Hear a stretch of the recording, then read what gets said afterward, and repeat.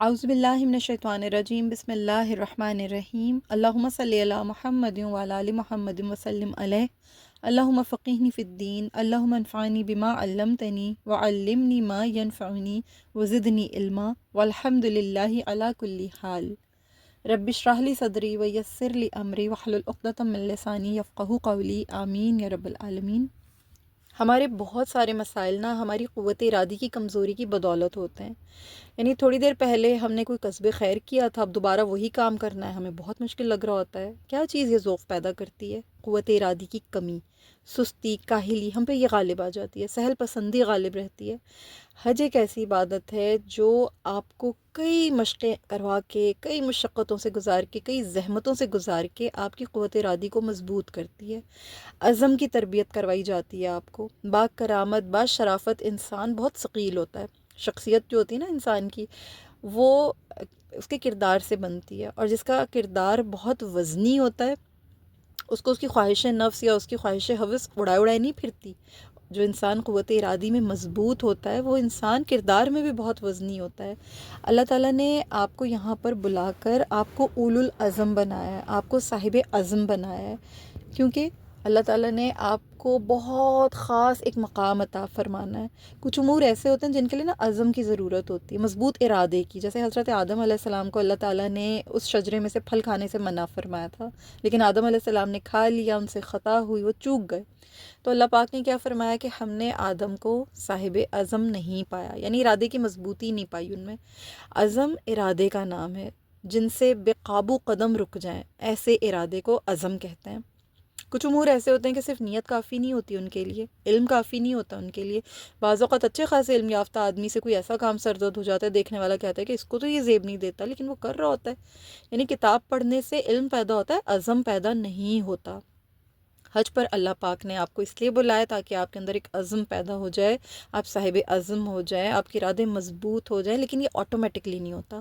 اس کے لیے آپ کو محنت کرنی پڑتی ہے، کوشش کرنی پڑتی ہے۔ اللہ نے حکم دیا ہے کہ میرے گھر آؤ، اللہ نے آپ کو اپنے گھر بلایا ہے۔ آپ اس گھر میں آئے ہیں تو آپ کو لگ رہا ہے کہ آپ خود ہی دھل دھلا کے یہاں سے نکل جائیں گے، ایک دروازے سے آپ داخل ہوں گے، دھلیں گے، دوسرے دروازے سے آپ دھل دھلا کے باہر نکل جائیں گے، ایسا نہیں ہوگا۔ اللہ نے آپ کو اپنے حرم میں بلایا، حرم میں دعوت دی ہے۔ ہر موقف کو پہچانے کہ یہاں کیوں لایا گیا ہے۔ یہاں دل کا کام شروع ہو گیا، آپ فزیکلی پہنچ چکے ہیں، دل کو باعزم بنانا ہے آپ کو دل کے ارادے پکے، سچے، خالص، مضبوط کرنے ہیں، اور حریم خدا تعالیٰ میں پہچاننا ہے خود کو۔ آپ کو اللہ تعالیٰ نے یہ جو چار دیواری ہے، یہ جو اللہ تعالیٰ کا جو حرم ہے، اس چار دیواری نے آپ کو گھیر رکھا ہے۔ یہ اندر کا حصہ جو ہے نا، یہ حرم ہے، اور حریم کہتے ہیں، حرم کی چار دیواری کو حریم کہتے ہیں۔ اب آپ کیونکہ اس حریم سے داخل ہو کر حرم کا حصہ ہو چکے ہیں، تو اب آپ کون ہیں؟ آپ اندر رہنے والے لوگوں میں شامل ہیں، یعنی آپ حرم کے اندر آ چکے ہیں، اب آپ محرم ہیں۔ اب آپ محرم ہیں اس جگہ کے، اور جس کا یہ گھر ہے، جس نے آپ کو دعوت دی، جس کا یہ حرم ہے، وہ آپ کو اپنا محرم بنانا چاہتا ہے۔ وہ اللہ ہے، وہ آپ کو اپنا محرم بنا رہا ہے، اس نے آپ کو اپنے حریم میں داخل کیا ہے، اپنے حرم کا حصہ بنایا ہے۔ اب وہ چاہتا ہے کہ آپ محرم خدا بنیں۔ محرم خدا آپ کیسے بن سکتے ہیں؟ ہم تو باہر رہتے تھے، اللہ نے ہمیں دعوت دی ہے کہ میرا حرم ہے، اس میں داخل ہو جاؤ، میرے محرم بن جاؤ۔ آپ کا باقاعدہ سلیکشن ہوا ہے، آپ کو باقاعدہ چنا گیا ہے، یوں ہی تو نہیں آ گئے آپ۔ حاجی اپنی من مرضی سے نہیں آتے ہیں، حاجی کو حرم میں لایا جاتا ہے۔ اہل ایمان جو ہے نا، یہ بہت خاص اہمیت کے حامل ہیں۔ یہ جب کوشش کرتے ہیں نا تو اللہ تعالیٰ ان کی روحوں کو پاک کرتے ہیں، اللہ تعالیٰ ان کی روحوں کو صاف کرتے ہیں۔ اگر وہ اپنی روح کی کثافت کو دھونا چاہتے ہیں، اس کے لیے انہیں کوشش کرنی پڑتی ہے، اور جب وہ اس کوشش میں کامیاب ہو جاتے ہیں تو پھر اللہ رب العالمین ان کو بہت عظیم مقام عطا کرتے ہیں، بہت عظیم شان عطا کرتے ہیں۔ لبیک کہتے ہوئے آپ حاضر ہوئے اس گھر کے اندر، اللہ نے آپ کو اپنے گھر میں اپنے اسرار، اپنے راز قدرت دینا پسند فرمایا ہے۔ کوئی محرم سر ہوتا ہے تو اس کو اس کا راز دیا جاتا ہے۔ اکثر آپ میاں بیوی کے بارے میں بھی سنتے ہوں گے کہ میاں بیوی کو کہا جاتا ہے کہ یہ ایک دوسرے کے محرم راز ہیں۔ کیوں؟ کیونکہ وہ صرف ان دونوں کو پتہ ہے کہ ہمارے ساتھی میں کیا کمزوری ہے، اس میں کیا کمی ہے، کیا چیز اس کو آلودہ کرتی، کیا چیز اس کو آلودہ نہیں کرتی، وہ ایک دوسرے کے محرم راز ہوتے ہیں، اور ان کے اس حرم کے اندر کوئی داخل نہیں ہو سکتا، یعنی ان کا جو بالکل جو ان کا جو اپنا جو ذاتی ایک دائرہ ہے اس کے اندر کوئی داخل نہیں ہو سکتا، کیونکہ کوئی تیسرا آئے گا وہ اسے آلودہ کر دے گا۔ اللہ جب آپ کو اپنے حرم کا حصہ بنا رہا ہے تو اللہ آپ کو محرم بنا رہا ہے اپنا، آپ مؤدب ہو کے جائیں، لبیک کہتے ہوئے حاضر ہوں، پہنچ گئے، اب معمور کر دیے گئے ہیں، اب کام شروع ہو چکا ہے، آداب بجا لائیں، کیسے نگاہ کرنی ہے، کیسے قدم بڑھانا ہے، مؤدب ہونا بہت ضروری ہے، بہت اہمیت رکھتا ہے ادب۔ ادب نقطۂ اول ہے، ادب کے بغیر کچھ حاصل نہیں ہوگا، سب کام ادب کے ساتھ کریں۔ وہ ادب جو اللہ نے مقرر کیے ہیں، جو اللہ نے آپ کو بیان فرمائے کہ ہر قدم کا، ہر موقف کا، ہر جو مقام ہے اس کو پہچان کر اس کا ادب بجا لائیں، جو اللہ نے احکامات فرمائے ہیں ان احکامات کو بجا لائیں، جو مناسک ہیں، جو اعمال ہیں ان کو بجا لائیں، جو اس حج کے اسرار ہیں انہیں جاننے کی کوشش کیجیے، جو عظیم شخصیات، جن عظیم بزرگ شخصیات کی سیرت طیبہ پر، ان کے نقش پا پر، نقش قدم پر چل کر آپ یہ حج کر رہے ہیں، جناب حضرت ابراہیم علیہ السلام خلیل اللہ، حضرت اسماعیل علیہ السلام ذبیح اللہ، حضرت بی بی حاجرہ سلام اللہ تعالیٰ علیہا جو ام المسلمین ہیں، ہماری امہات المؤمنین، وہ مومنوں کی مائیں ہیں، اور حضرت حاجرہ سلام اللہ تعالیٰ علیہا ام المسلمین ہیں، تمام سرنڈر کرنے والوں کی والدہ، سب تمام سر تسلیم خم کرنے والوں کی ماں۔